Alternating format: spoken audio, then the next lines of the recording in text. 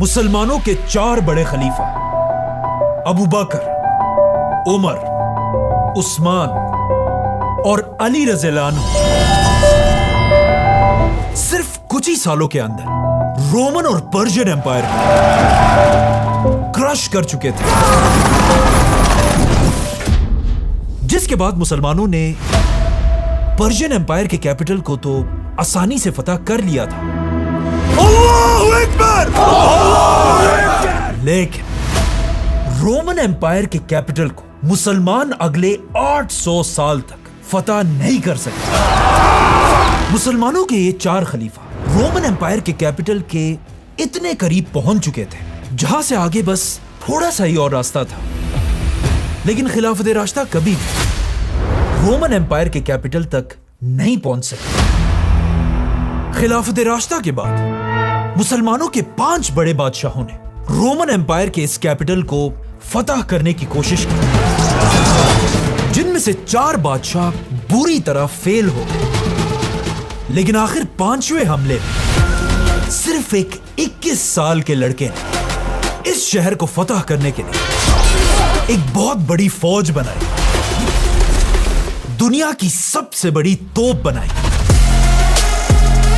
Basilica. It's huge. This thing's a monster. और इस शहर को फतह करने के लिए दुनिया की हिस्ट्री में पहली बार लोगों ने कश्तियों को समंदर पर नहीं बल्कि पहाड़ों पर चलते हुए देखा।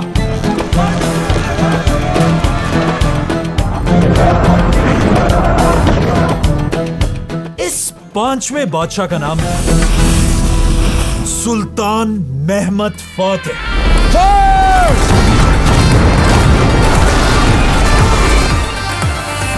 मतलब मुसलमानों के 4 बड़े बड़े बादशाह रोमन कैपिटल को फतह करने का ख्वाब पूरा नहीं कर सके, लेकिन यहां से हमेशा के लिए सब कुछ बदलने वाला था, क्योंकि ये जो चौथा हमला करने वाला बादशाह था सुल्तान मुराद, कहा जाता है ये बादशाह इस हार से बिल्कुल टूट कर रह गया था, क्योंकि कॉन्स्टेंटिनोपल को फतह करना उसकी जिंदगी का सबसे बड़ा ख्वाब था।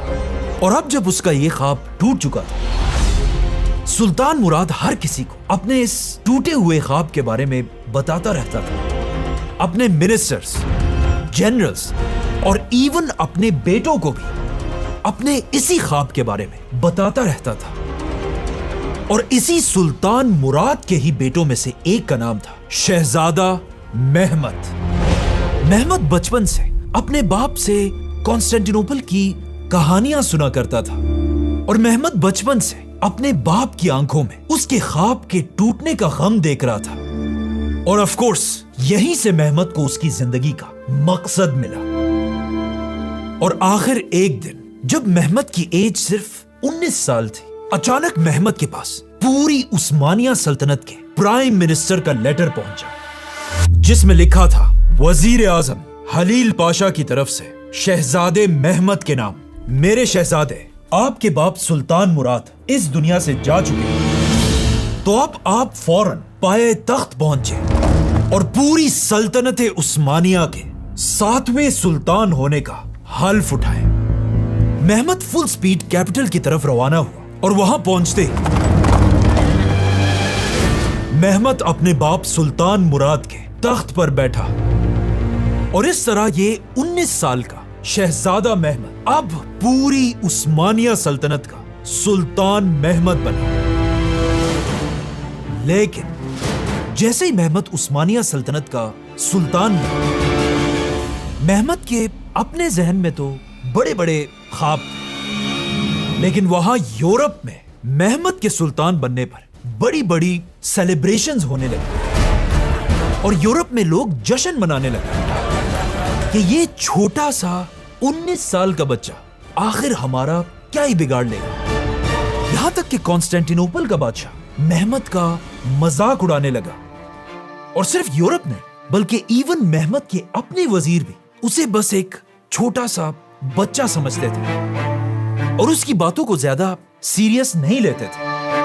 और सबसे ज्यादा महमद का अपना प्राइम मिनिस्टर हलील पाशा भी महमद को एक बच्चा ही समझता था। लेकिन इन सारी बातों से मेहमद को थोड़ा सा भी फर्क नहीं पड़ा, बल्कि मेहमद बादशाह बनते ही अपने उसी ख्वाब की तरफ बढ़ने लगा जो बचपन में उसके बाप ने उसे दिया था। एक ऐसा ख्वाब जो इससे पहले 23 बादशाह पूरा नहीं कर सके थे। 23 armies have tried to take the legendary city. All have failed. जिस ख्वाब के लिए 4 बड़े मुसलमान बादशाह भी बुरी तरह फेल हो चुके थे, और इवन मेहमद का अपना बाप भी वो ख्वाब पूरा नहीं कर सका था। लेकिन अब जब मेहमद बादशाह बना, उसने अपने साथ सारों को क्लियरली बता दिया कि या तो कॉन्स्टेंटिनोपल को मैं फतह करूंगा और या कॉन्स्टेंटिनोपल मुझे फतह करेगा। इसीलिए सुल्तान बनते ही मेहमद ने यूरोप के सारे बादशाहों की तरफ लेटर्स भेजे। इन लेटर्स में मेहमद ने यूरोप के हर बादशाह से कहा कि आज के बाद उस्मानिया सल्तनत और यूरोप के दरमियान कोई लड़ाई नहीं होगी। इसी तरह मेहमद ने मुसलमान बादशाहों के साथ भी डील्स की।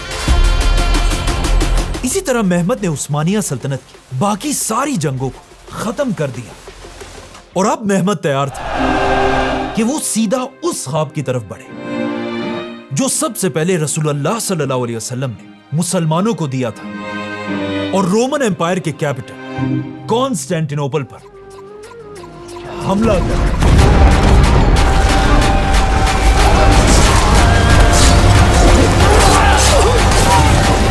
जिसके बाद मेहमद ने उस्मानिया की पूरी फौज को जंग के लिए रेडी होने का हुक्म दिया, और फिर मेहमद ने उस्मानिया की पूरी नेवी को भी हमले के लिए तैयार किया। लेकिन मेहमद को अच्छी तरह पता था कि इससे पहले भी कॉन्स्टेंटिनोपल पर बड़ी बड़ी फौजें और नेवीज हमला कर चुके हैं, और हर हमला बुरी तरह फेल हो चुका है। इसीलिए मेहमद सिर्फ अपनी आर्मी और नेवी से ज्यादा एक ऐसे एटम बॉम्ब की तलाश में था जो एक ही वार में कॉन्स्टेंटिनोपल की 1000 साल पुरानी लंबी लंबी दीवारों को गिरा दिया। और आखिर मेहमद को यह हथियार मिल गया। मेहमद जब ये सब कुछ सोच रहा था, अचानक एक दिन यूरोप का एक क्रिश्चियन साइंटिस्ट कॉन्स्टेंटिनोपल में रोमन बादशाह के दरबार पहुंचा। यह आदमी कोई आम आदमी नहीं था, बल्कि ये उस जमाने के यूरोप के सबसे बड़े इंजीनियर्स में से एक था। इस आदमी ने रोमन बादशाह को एक ऑफर दी कि मैं आपके लिए एक ऐसी तोप बना सकता हूं जो अब तक की दुनिया की सबसे बड़ी तोप होगी। इससे पहले दुनिया में इतनी बड़ी तोप कभी नहीं बनी। I can make you the biggest cannon the world has ever seen. और इस तोप का नाम होगा basilica. Basilica. It's huge. This thing's a monster. ये सुनकर रोमन बादशाह ने कहा कि Yeah, that'd be amazing. लेकिन इस साइंटिस्ट ओरबन ने रोमन बादशाह से कहा कि ये तोप कोई छोटी मोटी सस्ती चीज नहीं है। ये तोप बनाने के लिए आपको मुझे बहुत ज्यादा पैसा देना होगा। तो रोमन बादशाह ने ओरबन से कहा कि बताओ कितना, जिस पर ओरबन ने कहा 7 करोड़। ओरबन ने बादशाह से कहा कि आपको मुझे 10,000 डुकेट्स देने होंगे, जो आज ऑलमोस्ट 100 करोड़ रुपए बनते हैं। मतलब 100 करोड़ रुपए की सिर्फ एक तोप। ये सुनकर रोमन बादशाह ने उसे कहा कि हमारे पास यहाँ जहर खाने के पैसे नहीं है, तुम्हें कहां से इतना पैसा देंगे। तो ओरबन ने कहा ठीक है, नो प्रॉब्लम। ओरबन ने बादशाह के सामने से अपने सारे डिजाइन्स उठा लिए, जिसके बाद ओरबन अब इस गरीब रोमन एम्पायर के बादशाह को छोड़कर उस जमाने के एक असल रिच बादशाह की तरफ रवाना हुआ, सुल्तान मेहमद की तरफ। और अब सुल्तान मेहमद के दरबार में पहुंचकर ओरबन ने यही सेम ऑफर मेहमद के सामने रखी, और मेहमद को बताया कि मेरी ये तोप बेसिलिका 8 मीटर लंबी हो। 8 meters long. 8 मीटर, मतलब अगर इस तोप को सीधा खड़ा कर दिया जाए, ये ऑलमोस्ट 3 स्टोरी बिल्डिंग के बराबर होगी। मेहमद ने इस साइंटिस्ट से पूछा कि तुम तो एक क्रिश्चियन हो, तो फिर तुमने ये ऑफर रोमन बादशाह को क्यों नहीं दिया? Easy mentions to Constantine. जिस पर ओरबन ने मेहमद से कहा कि मैं ये ऑफर रोमन बादशाह के पास भी लेकर गया था, लेकिन रोमन बादशाह की इतनी औकात ही नहीं है कि वो मेरी इस बेसिलिका को अफोर्ड कर सके। The emperor was unable to pay. ये सुनकर मेहमद मुस्कुराने लगा और फिर ओरबन से कहा कि तुम्हें जो भी चाहिए मैं देने के लिए तैयार हूं। इस तोप को 3 महीने के अंदर अंदर तैयार करो, और इस तरह दुनिया की सबसे बड़ी तोप बेसिलिका पर काम शुरू। और जैसे ये तोप तैयार हुई, मेहमत अपनी पूरी फौज और नेवी को लेकर मुसलमानों की तरफ से कॉन्स्टेंटिनोपल पर 5वें हमले के लिए रवाना हुआ।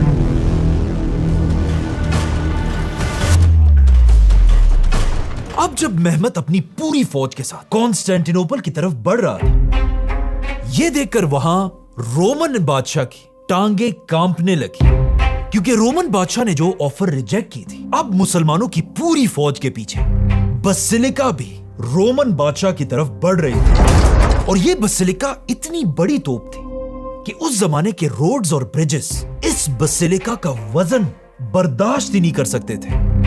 इसीलिए मेहमत ने सिर्फ इस बसिलिका के लिए अपने कैपिटल से कॉन्स्टेंटिनोपल तक नए रोड्स और ब्रिजेस बनाए। जैसे जैसे मेहमत आगे बढ़ रहा था, यह देखकर रोमन बादशाह, जो अब तक मेहमत को एक बच्चा समझता था, अब मेहमत से डरने लगा। और रोमन बादशाह ने पूरे यूरोप के हर बादशाह की तरफ लेटर्स भेजे और उनसे भीख मांगने लगा कि प्लीज आकर अपने क्रिश्चियन भाई को इन मुसलमानों से बचाएं। लेकिन किसी भी बादशाह ने इस मुश्किल वक्त में रोमन एम्पायर की मदद नहीं की, क्योंकि इससे पहले मेहमत ने इन सारे बादशाहों को गिफ्ट्स और गोल्ड भेज भेजकर अपना दोस्त बना दिया था। आखिर जब रोमन बादशाह को और कोई रास्ता नहीं मिला, उसने मजबूरन एक लेटर यूरोप के सबसे ताकतवर आदमी की तरफ भेजा, क्रिश्चियनिटी का लीडर पोप। पोप ने आखिर रोमन एम्पायर की मदद के लिए पूरे यूरोप से एक बहुत बड़ी फौज जमा करना शुरू कर दिया। और ऐसा ऐसा मेहमत के खिलाफ यूरोप में एक बहुत बड़ी क्रिश्चियन फौज तैयार होने लगी। और अब जब यह फौज तैयार हो रही थी, पोप ने पहले ही अपना सबसे बड़ा गिफ्ट रोमन बादशाह की तरफ भेज दिया। और इस गिफ्ट का नाम था जेवानी जस्टिनियानी। यस, जितना मजे का इसका नाम है, उतना ही एक बहादुर जनरल था। जस्टिनियानी के पहुंचते ही रोमन बादशाह ने इसे पूरी सिटी के दीवारों का डिफेंडर बना दिया। और अब इसी ने ही यह शहर मेहमत से बचाना था। और आखिर इसके कुछ ही अरसे फाइनली उस्मानिया सल्तनत की पूरी फौज कॉन्स्टेंटिनोपल के पास पहुंच गई। और यहां पहुंचते ही सबसे पहले मेहमत ने रोमन बादशाह की तरफ एक मैसेज भेजा और उसे बताया कि मेरी फौज तुमसे बहुत ज्यादा बड़ी है, तो अब लड़ने के बजाय अच्छे बच्चों की तरह सरेंडर करो। लेकिन रोमन बादशाह कॉन्स्टेंटीन को अच्छी तरह पता था कि यह शहर बड़े बड़े बादशाह फतह नहीं कर सके, तो यह छोटा सा 21 साल का बच्चा क्या ही कर लेगा। और उसने सरेंडर नहीं किया। जैसे ही मेहमत को इसकी खबर मिली, मेहमत ने अपनी पूरी फौज को एक जगह जमा होने का हुक्म दिया। इस वक्त मेहमत की एज सिर्फ 21 थी। और जैसे ही उसकी फौज खड़ी हुई, मेहमत सबके सामने आया और अपनी जिंदगी की पहली स्पीच शुरू की। मेरे शेरों, ये उस्मानिया सल्तनत मेरे और आपके बाप दादाओं ने बहुत ही मेहनत से बनाई है। और पहले ही दिन से मेरे दादा सुल्तान उस्मान खान का एक ही ख्वाब था कि एक दिन हम रोमन एम्पायर को दुनिया से हमेशा के लिए खत्म करेंगे। और एक दिन दुनिया में ऐसा आएगा कि ये कॉन्स्टेंटिनोपल रोमन एम्पायर का नहीं, बल्कि उस्मानिया सल्तनत का कैपिटल होगा। मेरे शेरों, हमें अच्छी तरह पता है कि आज से 800 साल पहले रसूलुल्लाह सल्लल्लाहु अलैहि वसल्लम ने फरमाया था कि एक दिन तुम मुसलमान कॉन्स्टेंटिनोपल को जरूर फतह करोगे। क्या होगी वो फौज और क्या होगा उस फौज का leader? What a wonderful leader will her leader be? अपने बादशाह की जबान से रसूलुल्लाह सल्लल्लाहु अलैहि वसल्लम की हदीस सुनकर उस्मानिया फौज का एक एक सिपाही मेहमत के लिए अपनी जान देने के लिए तैयार हुआ।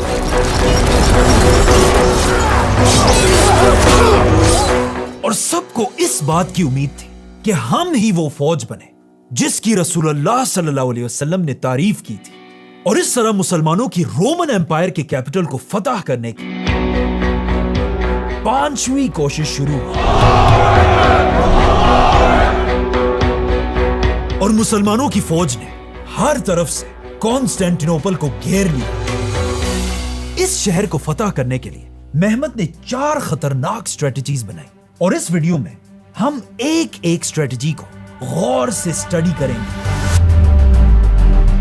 मेहमत की ऑलमोस्ट 1 लाख की फौज ने जमीन के रास्ते से कॉन्स्टेंटिनोपल को घेर लिया, और मेहमत की नेवी की 200 कश्तियों ने समंदर से भी इस शहर को घेर लिया। अब तक तो हमें भी इस बात का अच्छी तरह से पता है कि यह शहर सिर्फ एक रास्ते से फतह हो सकता है, द गोल्डन हॉर्न। इसीलिए मुसलमानों की कश्तियां तेजी से गोल्डन हॉर्न की तरफ बढ़ने लगी। लेकिन ऑफ कोर्स पिछले 800 साल से जिस चेन ने इस शहर को बचाए रखा था, अब भी वो चेन उसी तरह लगी हुई थी। इस चेन का वजन 30 टन था, और जब मुसलमानों की कश्तियां आगे बढ़ी, रोमन्स ने अपने तोपों और तीरों से मुसलमानों को पीछे भगा दिया। मेहमत की नेवी भी इस चेन को तोड़ नहीं सकी, और इस तरह मेहमत की पहली स्ट्रेटजी फेल हो गई। मेहमत ने अपनी दूसरी स्ट्रेटजी में अपनी पूरी फौज से शहर पर हमला कर दिया। उस्मानिया फौज बहुत ही बहादुरी से लड़ी, लेकिन आखिर बहुत कोशिश के बाद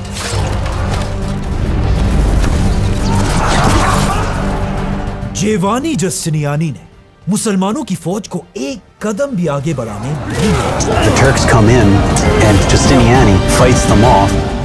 ये लड़ाई इतनी सख्त थी कि आहिस्ता आहिस्ता हजारों मुसलमान शहीद होने लगे, और यहां पर मेहमत और मुसलमानों को समझ आई कि आखिर इस शहर को पिछले 800 साल में क्यों फतह नहीं किया जा सका। और इस तरह कुछ ही देर में कॉन्स्टेंटिनोपल की लंबी दीवारों के सामने हजारों मुसलमान शहीद हो गए। लेकिन मेहमत की यह फौज इतनी खतरनाक थी कि उस वक्त शहर के अंदर से एक रोमन फौजी कहता है कि हम जब भी किसी उस्मानी फौजी को अपने तीरों से मारते थे, 2 और फौजी उसकी डेड बॉडी को उठाने के लिए वापस मैदान में आते थे, और जब हम उन्हें भी मार देते थे, उनके पीछे भी और उस्मानी फौज आती थी। यह रोमन फौजी लिखता है कि उस्मानिया की फौज अपनी जान देने के लिए तैयार हो जाती थी, लेकिन उन्हें यह बात कबूल नहीं थी कि वो अपने भाई को इसी तरह मैदान में छोड़ दें। लेकिन इस सब के बाद भी मेहमत की दूसरी स्ट्रेटजी बुरी तरह फेल हो गई। लेकिन मेहमत को अच्छी तरह पता था कि उसे बहुत जल्द कुछ बड़ा करना होगा, क्योंकि अगर उसने ये शहर जल्द फतह नहीं किया तो पोप की आर्मी यूरोप से पहुंचकर मुसलमानों पर हमला कर देगी, और मेहमत का ख्वाब भी बिल्कुल अपने बाप की तरह टूट जाएगा। तो अब 2 फेल्ड स्ट्रेटजीज के बाद मेहमत ने अपनी तीसरी स्ट्रेटजी पर काम शुरू किया। जब समंदर और जमीन दोनों से यह शहर फतह नहीं हुआ, तो मेहमत ने एक नया प्लान बनाया कि अब वो जमीन से नहीं बल्कि जमीन के नीचे से इस शहर को फतह करेगा। इसीलिए मेहमत ने अपनी फौज को हुक्म दिया कि जमीन के नीचे से टनल्स बनाना शुरू कर, ऐसे टनल्स जो जमीन के अंदर से कॉन्स्टेंटिनोपल की लंबी लंबी दीवारों के नीचे से सीधा शहर के अंदर पहुंच जाए, और हमारी फौज इन टनल्स के अंदर से अचानक शहर के अंदर पहुंच जाए, जिसके बाद इन टनल्स पर काम शुरू हुआ। यह स्ट्रेटजी इतनी जबरदस्त थी कि मुसलमान वाकई में जमीन के अंदर से कॉन्स्टेंटिनोपल की लंबी लंबी दीवारों को क्रॉस करते हुए शहर के बिल्कुल नीचे पहुंच गए। लेकिन जैसे ही मेहमत का यह तीसरा प्लान कंप्लीट होने वाला था, किसी तरह इन टनल्स की खबर रोमन एम्पायर के बादशाह तक पहुंची, और बादशाह ने हुक्म दिया कि इससे पहले कि मुसलमान इन टनल से हम पर हमला करें, इन सारे टनल्स के अंदर तेल डालकर आग लगा दी जाए। रोमन्स की फौज किसी तरह जमीन खोदकर इन टनल्स तक पहुंची, जहां अब भी बहुत सारे उस्मानिया सोल्जर्स थे, और रोमन्स ने इन सब को आग लगा दी। मेहमत के इन टनल्स में सारे सोल्जर्स जलकर राख हो गए, और इस तरह मेहमत की ये तीसरी स्ट्रेटेजी बुरी तरह फेल हो गई। अब मेहमत फ्रस्ट्रेट हो चुका था और उसका सब्र खत्म होने वाला था, लेकिन मेहमत के पास अब भी एक ऐसी स्ट्रेटजी थी जो इससे पहले दुनिया में किसी ने भी यूज नहीं की थी। मेहमत की चौथी और आखिरी स्ट्रेटजी उस जमाने की दुनिया की सबसे बड़ी तोप, the great basilica. Big cannon. Really big cannon. मेहमत ने बसिलिका को आगे लाने का हुक्म दिया। 60 बुल्स इस तोप को खींचते हुए आगे आए, और सिर्फ बुल्स नहीं बल्कि इन बुल्स के साथ साथ 400 लोग इस तोप को खींच रहे थे। और जैसे ही बसिलिका आखिर अपनी जगह पर पहुंच गई तो क्या होना था? सुल्तान मेहमद ने हुक्म दिया,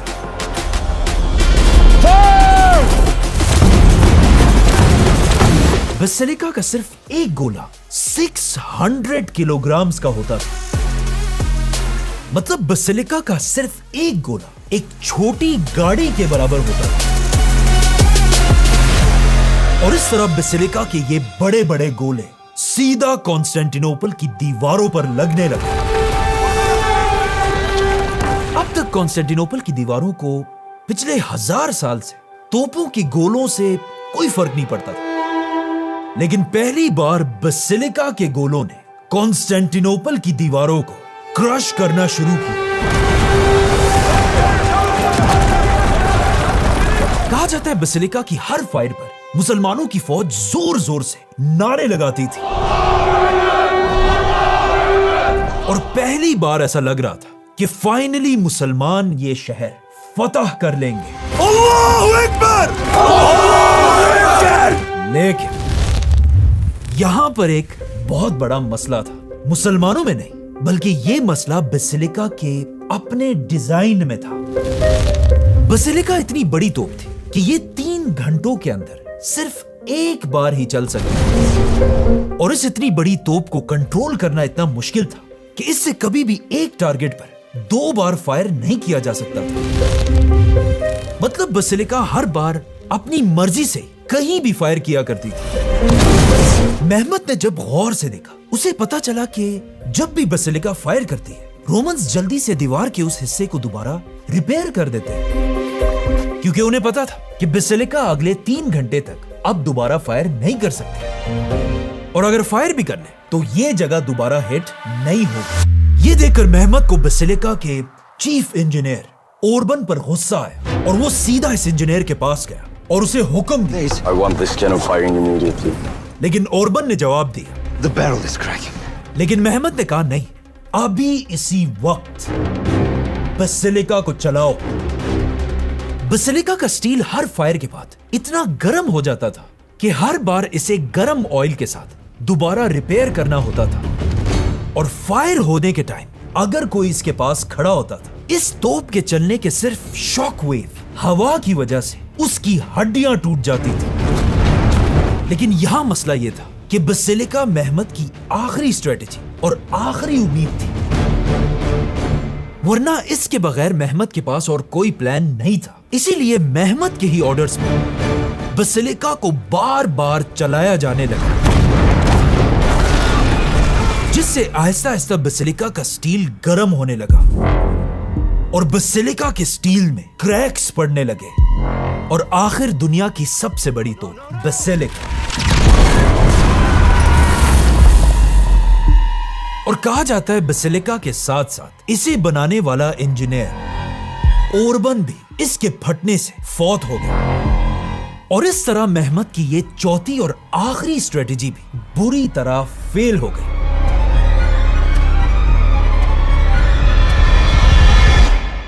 और दूसरी तरफ पोप की आर्मी भी बिल्कुल कॉन्स्टेंटिनोपल के करीब पहुंचने वाली थी।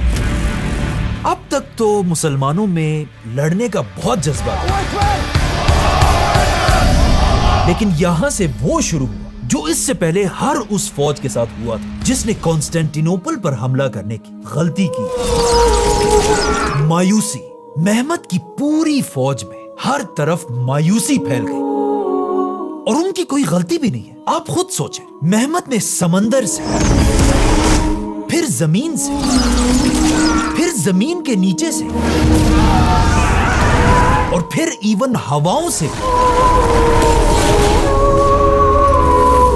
इस शहर को फतह करने की कोशिश की, लेकिन इस शहर ने मेहमत के सामने सरेंडर नहीं किया।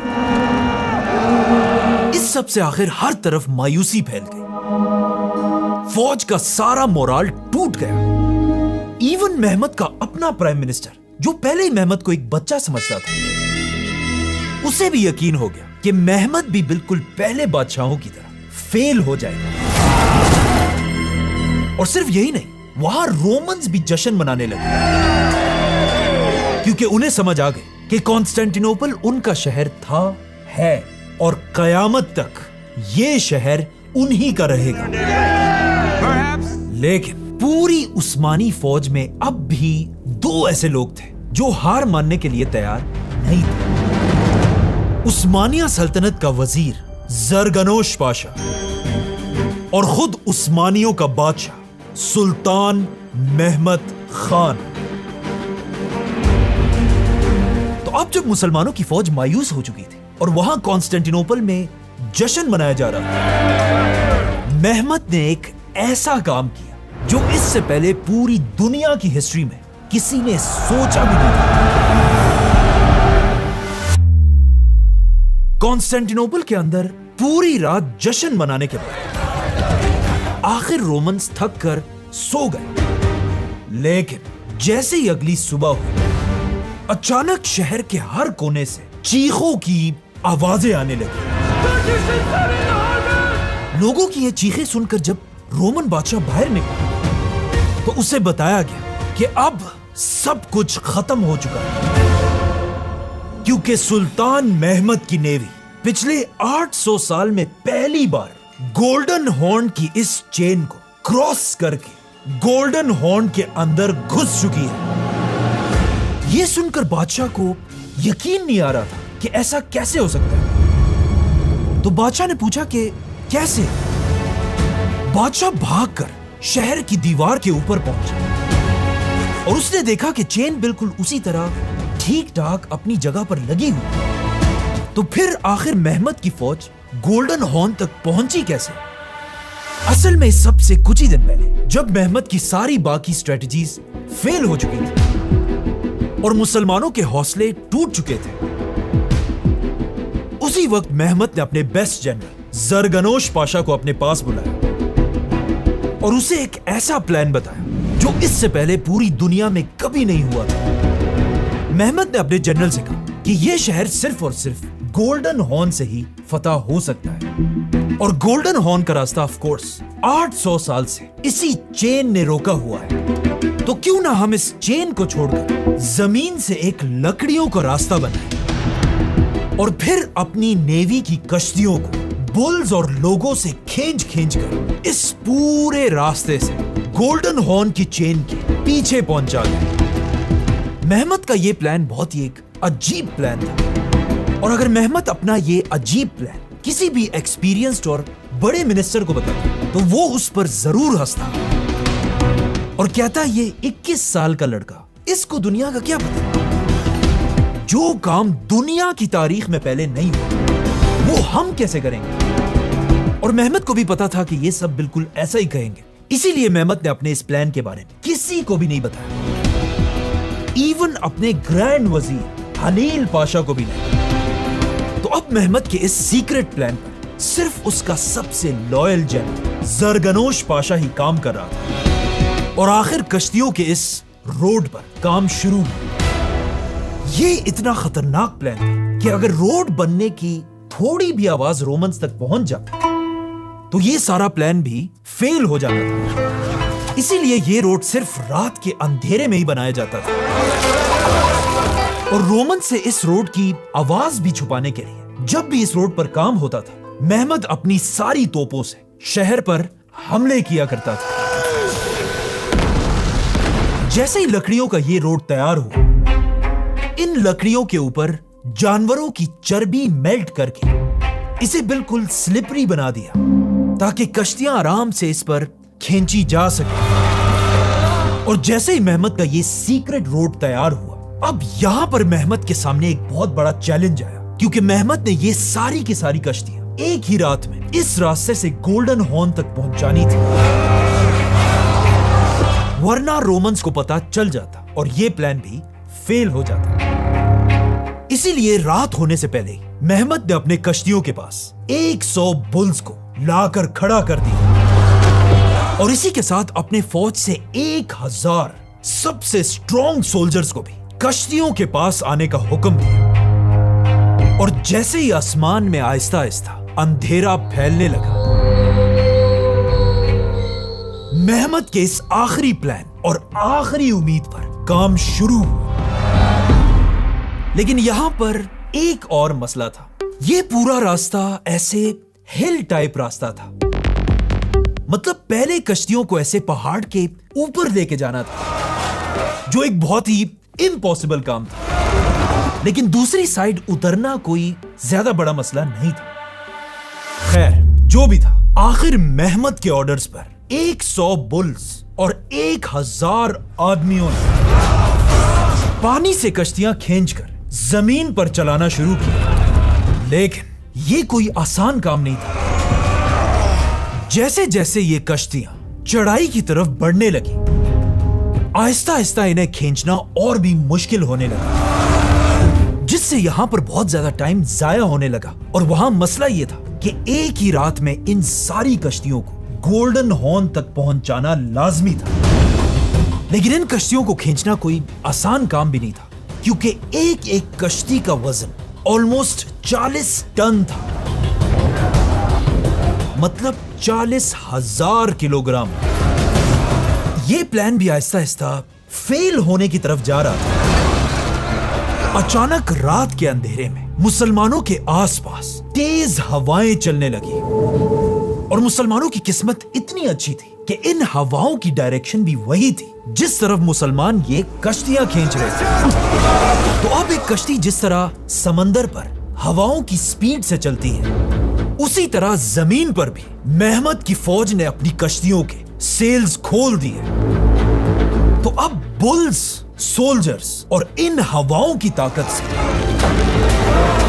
कश्तियां तेजी से गोल्डन हॉर्न की तरफ जमीन से बढ़ने लगी। और आखिर इस तरह एक ही रात में मेहमत की फौज ने ऑलमोस्ट 70 कश्तियों को जमीन के ऊपर खींच खींच कर गोल्डन हॉर्न तक पहुंचा दिया। इसीलिए जैसे ही अगली सुबह हुई, कॉन्स्टेंटिनोपल के हर कोने से लोग मेहमत की इन कश्तियों को देखकर जोर जोर से चीखने लगे। इस एक वाक़े से हालात बिल्कुल बदल गए और अब मायूसी मुसलमानों से निकलकर हर क्रिश्चियन के दिल में फैल गई। और अचानक यहां पर शहर के अंदर एक ऐसी खबर फैली जिसने रोमन्स का मोराल बिल्कुल तोड़ कर रख दिया। पिछले 1000 साल से रोमन एम्पायर में एक प्रोफेसी मशहूर थी और वो प्रोफेसी ये थी, एक जमाने में एक क्रिश्चियन बाबा ने कहा था कि इस शहर कॉन्स्टेंटिनोपल को सबसे पहले फतह करने वाला बादशाह कॉन्स्टेंटीन था, जिसकी मां का नाम हेलेना था। और इस बाबा की प्रोफेसी ये थी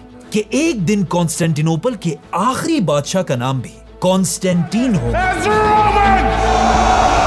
और उसकी मां का नाम भी हेलेना होगा। तो अब मेहमत की कश्तियों को गोल्डन हॉर्न के अंदर देखकर शहर के लोगों को यह प्रोफेसी दोबारा याद आई, क्योंकि बिल्कुल पहले बादशाह की तरह अब भी रोमन बादशाह का नाम कॉन्स्टेंटीन था। और अजीब बात यह है कि उसकी मां का नाम भी हेलेना था।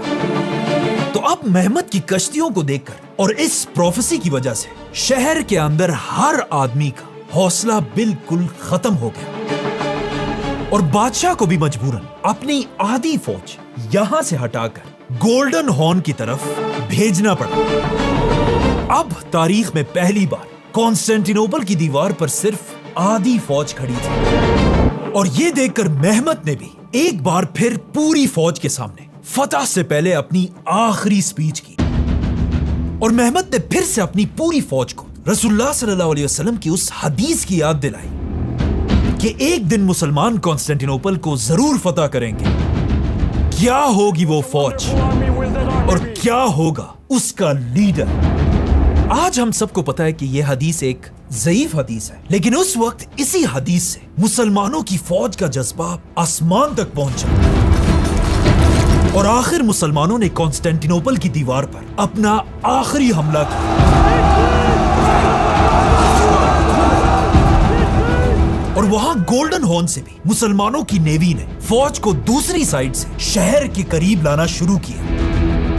आहिस्ता आहिस्ता जंग बढ़ने लगी और यहां भी आई हैव टू से रोमन एम्पायर की फौज खून के आखिरी कतरे तक लगी, जिसे देखकर मेहमत का ग्रैंड वजीर हलील पाशा फिर डरने लगा और मेहमत से कहा कि हमें पीछे हट जाना चाहिए। लेकिन अब मेहमत और रुकने वाला नहीं था। मेहमत ने अपनी फौज को आगे बढ़ने का हुक्म दिया और मेहमत ने अपनी जिंदगी की सबसे फेमस लाइन कही कि आज या तो मैं कॉन्स्टेंटिनोपल को फतह करूंगा और या मैं और मेरी पूरी फौज इस शहर के दीवार के आगे मर जाएगी। आखिर इसी तरह जंग चलती रही और किसी को भी समझ नहीं आ रही थी कि आगे क्या होने वाला है। अचानक मुसलमानों की फौज से कुछ बहादुर सोल्जर्स आगे बढ़े और किसी तरह पहली बार कॉन्स्टेंटिनोपल की लंबी दीवार के ऊपर चढ़े और आखिर इन्हीं में से एक ने 800 साल में पहली बार कॉन्स्टेंटिनोपल की दीवार के ऊपर उस्मानिया सल्तनत का झंडा लगाया और इस झंडे को देखते ही मुसलमानों की बाकी फौज ने और भी सख्त हमला किया। यह देखकर कॉन्स्टेंटिनोपल का जनरल जस्टिनियानी जंग से पीछे हटा और शहर छोड़कर भागने लगा और बाकियों ने रोमन बादशाह से भी कहा कि अब और यह शहर नहीं बच सकता, आप भी अपनी जान बचाकर भाग जाएं।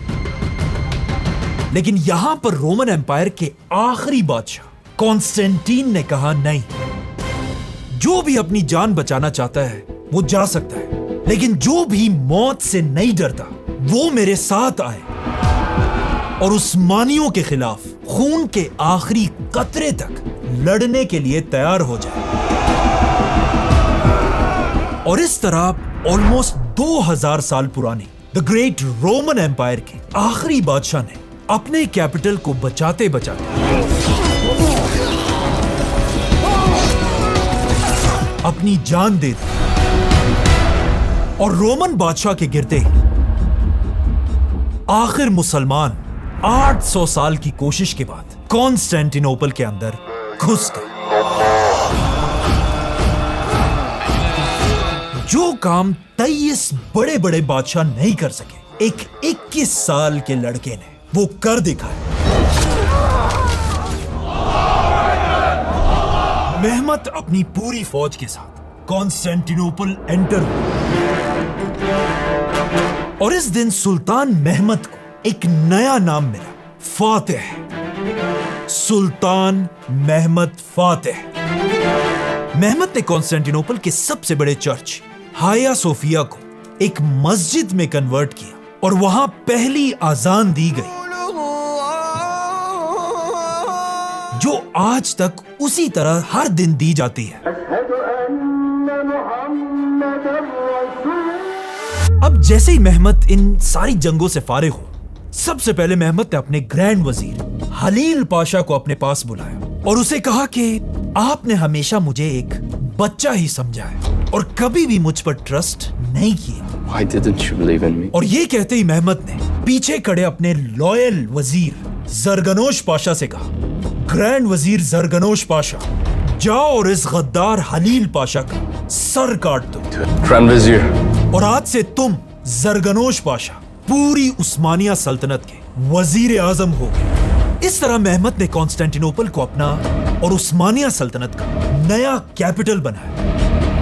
मेहमत ने पूरी मुसलमान दुनिया की तरफ लेटर्स भेजे, जिसमें एक लेटर मेहमत ने मक्का के सबसे बड़े स्कॉलर की तरफ भी भेजा और उन्हें बताया कि आखिर 800 साल बाद रसूलुल्लाह सल्लल्लाहु अलैहि वसल्लम की ख्वाहिश पूरी हो चुकी है और मुसलमानों ने रोमन एम्पायर के बादशाह का शहर फतह कर लिया।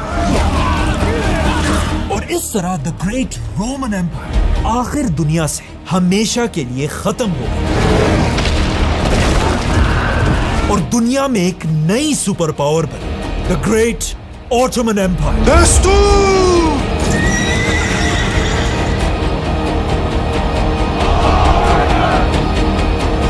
Subscribe.